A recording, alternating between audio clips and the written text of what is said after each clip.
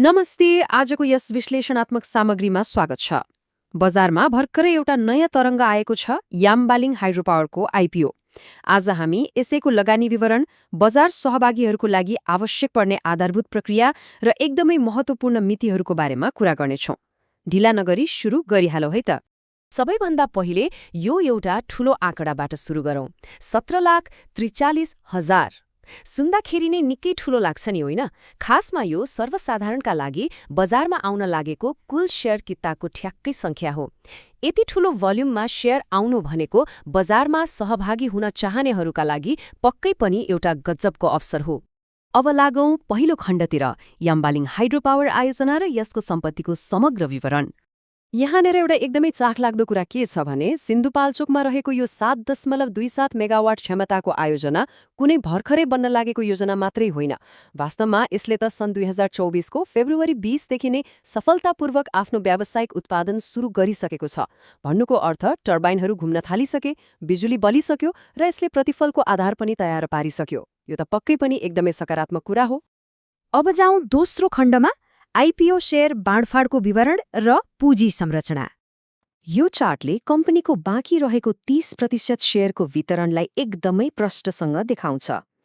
एकातिर अघि हामीले कुरा गरेको सर्वसाधारणका लागि छुट्याइएको त्यो विशाल 17,43,000 किता छँदैछ। त्यसको ठिक सँगसँगै वैदेशिक रोजगारीमा रहेका नेपालीहरूका लागि 2,10,000, सामूहिक लगानी कोषलाई 1,05,000 र कम्पनीका आफ्नै कर्मचारीहरूका लागि 42,000 किता शेयर सुरक्षित गरिएको छ। सबै लक्षित समूहलाई एकदमै राम्रोसँग समेटेको देखिन्छ। अब पालो तेस्रो खण्डको, आयोजनाको वित्तीय जोखिम रेटिङ र केयर रेटिङ्स नेपालको स्कोरको मूल्याङ्कन। केयर रेटिङ्स नेपालले यो आयोजनालाई एउटा विशेष स्कोर दिएको छ, केयर एनपी BB-। अब यो सुन्दा अलि प्राविधिक लाग्न सक्छ, तर यो कुनै हावामा गरिएको अनुमान चाहिँ पक्कै होइन है। यो एउटा स्वतन्त्र र आधिकारिक मूल्याङ्कन हो।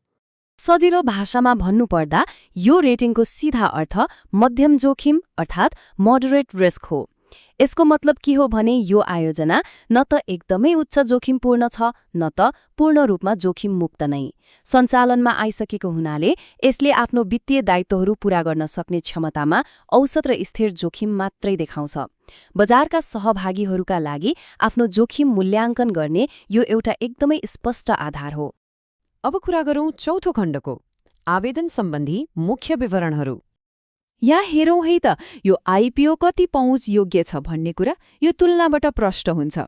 आवेदन दिनका लागि न्यूनतम सीमा जम्मा 10 किता राखिएको छ, जसले गर्दा सानो लगानीबाट सुरु गर्न चाहनेलाई पनि बाटो खुलेको छ। अनि अर्कोतर्फ ठूलो लगानी गर्नेहरूका लागि अधिकतम सीमा ठ्याक्कै 21,000 कितामा सीमित गरिएको छ। यसले साना र ठूला दुवै थरी लगानीकर्तालाई निष्पक्ष अवसर दिने पक्का गर्छ।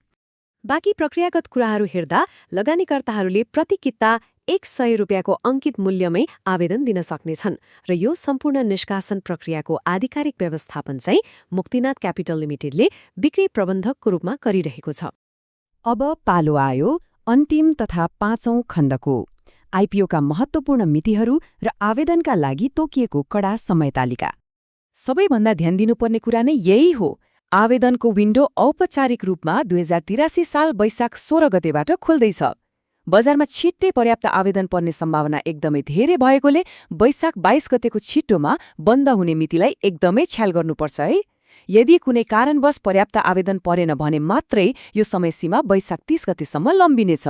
त्यसैले यसमा चाहिँ अलिकति द्रुत रूपमै निर्णय लिनुपर्ने देखिन्छ। अब यी कडा समय सीमा र मध्यम जोखिमको समग्र अवस्थालाई विचार गर्दा एउटा महत्त्वपूर्ण प्रश्न उठ्छ। यो जलविद्युत आइपिओले समग्र लगानी पोर्टफोलियोमा कस्तो भूमिका खेल्न सक्छ? पहिले उत्पादन सुरु गरिसकेको यस्तो आयोजनामा लगानी गर्नु रणनीतिक रूपले कत्तिको सही कदम होला त? बजारका सहभागीहरूका लागि आफ्नो व्यक्तिगत वित्तीय रणनीति समीक्षा गर्न यो एउटा एकदमै घोट लिनुपर्ने विषय हो। आजको यो विश्लेषण यही सकिन्छ। यसबारे आफ्नो अध्ययनलाई भने पक्कै निरन्तरता दिनुहोला।